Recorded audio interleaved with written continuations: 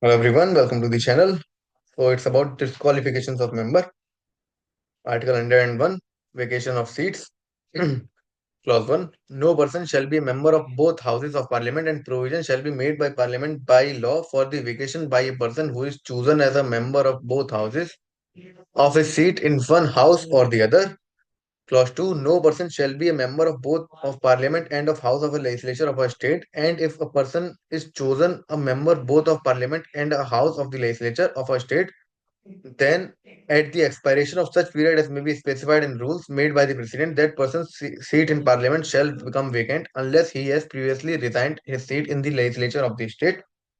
Clause 3. If a member of either House of Parliament A becomes subject to any of the disqualifications mentioned in Clause 1 or Clause 2 of Article 102, B. Resigns his seat by writing under his hand addressed to the chairman or the speaker as the case may be, and his resignation is accepted by the chairman or the speaker as the case may be, his seat shall thereupon become vacant, provided that in the case of any resignation referred to in subclause B, if from information received or otherwise, and after making such inquiry as he thinks fit, the chairman or the speaker, as the case may be, is satisfied that such resignation is not voluntary or genuine, he shall not accept such resignation.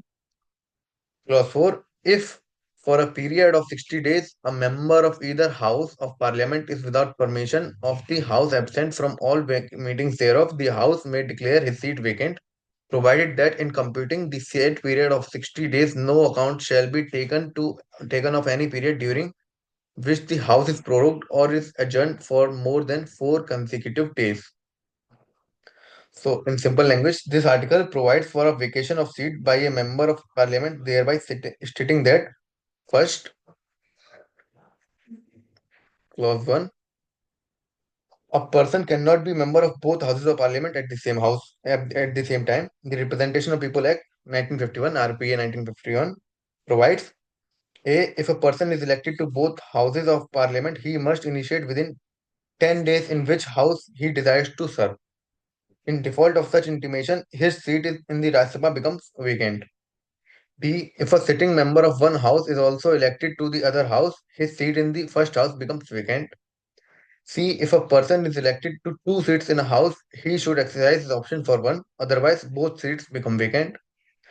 D. A person cannot be a member of both the parliament and the state legislature at the same time. If a person is so elected, his seat in parliament becomes vacant if he does not resign his seat in the state legislature within 14 days.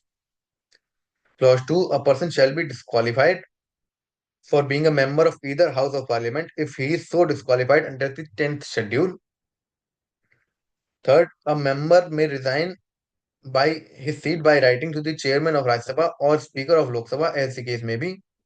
Fourth, a house can declare the seat of a member vacant if he is absent from all its meeting for a period of 60 days without its permission except the days when the house is adjourned. Conviction for offences immediately disqualifies a member of parliament or state legislative assembly. In the case of Lily Thomas versus Union of India, AIA 2013, Supreme Court held that the charge-sheeted members of the parliament and member of legislative assemblies on conviction for offences will immediately be disqualified from holding membership of the House without being given 3 months time for appeal as it was available before, but the Supreme Court expressed its anguish and inability to pronounce law to prevent charge-sheeted persons contested to contest elections. So it was in Lily Thomas versus Union of India, AIA 2013, a very landmark judgment.